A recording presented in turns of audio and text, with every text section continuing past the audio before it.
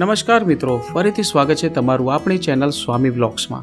મિત્રો, આજે અમે જવાના છીએ જંબુસર તાલુકાના એક પ્રાચીન ઐતિહાસિક ભગવાન શિવના ચમત્કારિક મંદિરે દર્શન કરવા। તો મિત્રો, વિડીયોમાં તમને અહીંની સંપૂર્ણ માહિતી જાણવા મળશે, તો વિડીયોના અંત સુધી જોડાયેલા રહેજો। વિડીયો ગમે તો લાઇક કરી શેર કરી દેજો તથા અમારી ચેનલને સબસ્ક્રાઇબ કરી દેજો તથા ફેસબુક પેજ પર જોઈ રહ્યા હોય તો પેજને લાઇક અને ફોલો પણ કરી દેજો। તો ચાલો શરૂ કરીએ।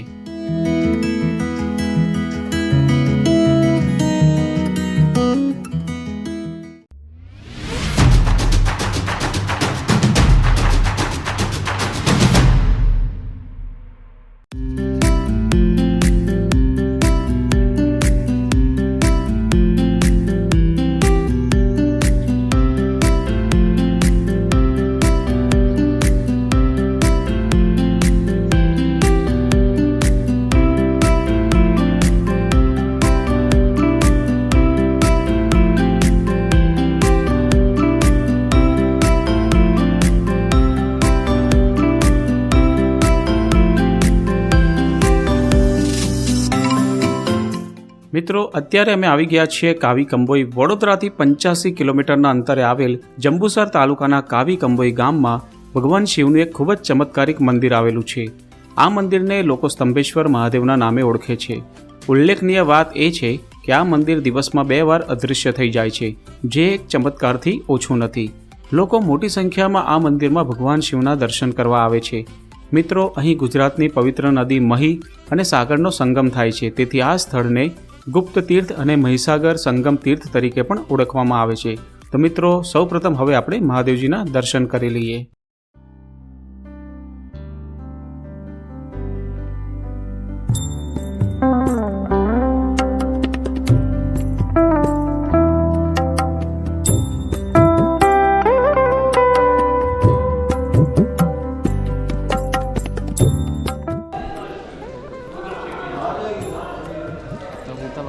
ચાલો કરી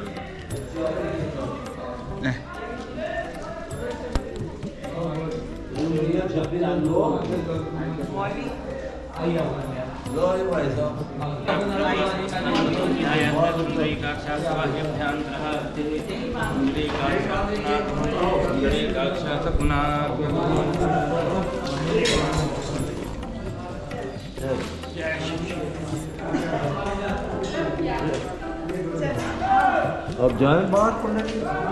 चलो okay, thank you very much, tata bye.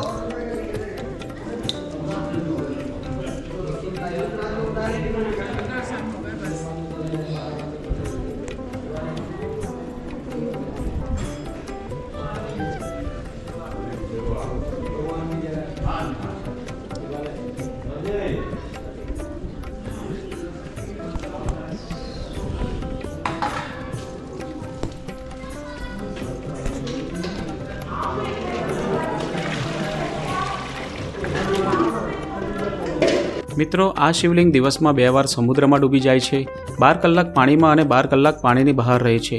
મિત્રો, અમે થોડા લેટ પડ્યા હતા અને પહોંચ્યા ત્યારે દરિયાનું પાણી પાછું જતું રહ્યું હતું। તમને આ ફોટામાં અહીંનો દર્શનનો સમય જોવા મળશે, તો આ સમય નોંધી લેજો અને આ સમય મુજબ જ દર્શન કરવા આવશો તો તમને શિવલિંગને પાણીમાં ડૂબતા અને બહાર નીકળતા પણ જોઈ શકશો।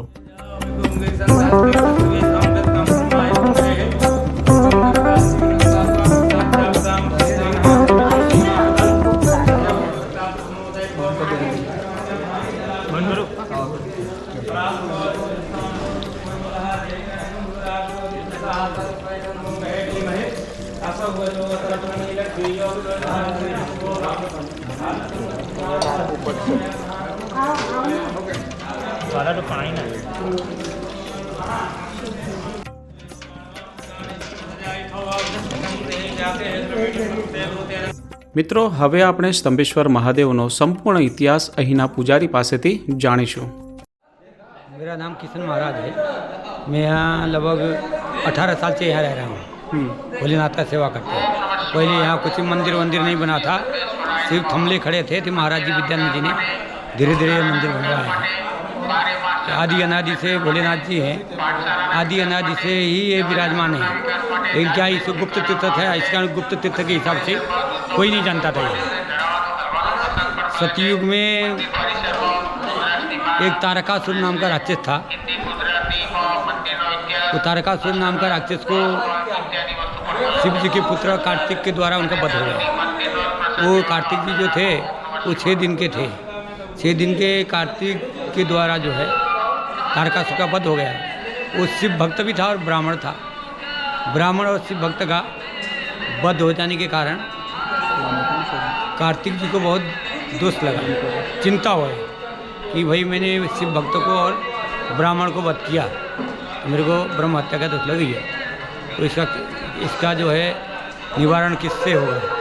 भगवान विष्णु ने बोले कि आप जिसके भगत थे उन्हीं का ही पूजन करिए, इसी से आपका जो है दोष निवारण हो जाएगा। तो जो है इधर मही नदी है, इधर सागर है।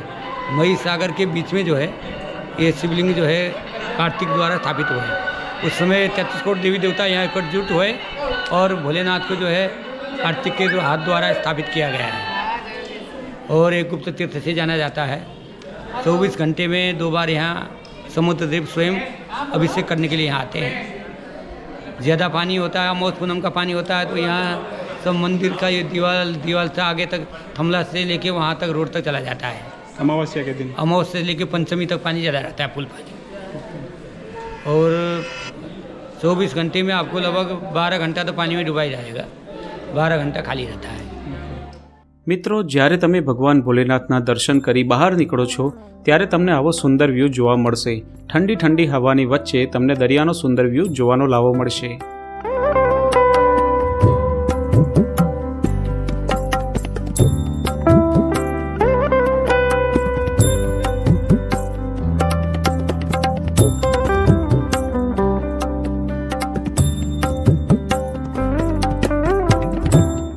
મિત્રો, મહાદેવજીના દર્શન કરવા જતાં વચ્ચે જમણી બાજુ આવા પગથિયાવાળો રસ્તો છે.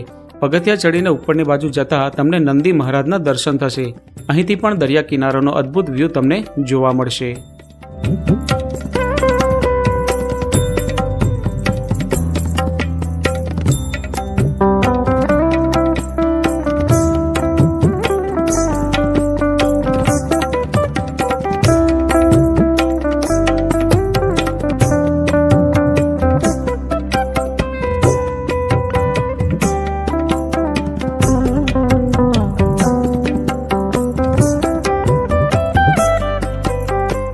મિત્રો, અહીં મંદિર ટ્રસ્ટ દ્વારા આવનાર ભાવિક ભક્તોને રહેવા તથા જમવાની સુવિધા ફ્રીમાં પૂરી પાડવામાં આવે છે. તો તમે જ્યારે પણ અહીં આવો ત્યારે આ સુવિધાનો જરૂરથી લાભ લેજો. તો મિત્રો, આજના વિડીયોમાં બસ આટલું જ. આશા રાખું છું તમને આ વિડીયો જરૂર પસંદ આવ્યો હશે. તો વિડીયોને વધુમાં વધુ લોકો સુધી શેર કરજો. અમારી ચેનલને સબસ્ક્રાઇબ કરી દેજો અને જો ફેસબુક પર જોઈ રહ્યા હોય તો અમારા ફેસબુક પેજને ફોલો અને લાઇક પણ કરી દેજો. તો ફરી મળીશું એક નવા વિડીયો સાથે. હર હર મહાદેવ. જય ભારત, જય જય કરવી ગુજરાત.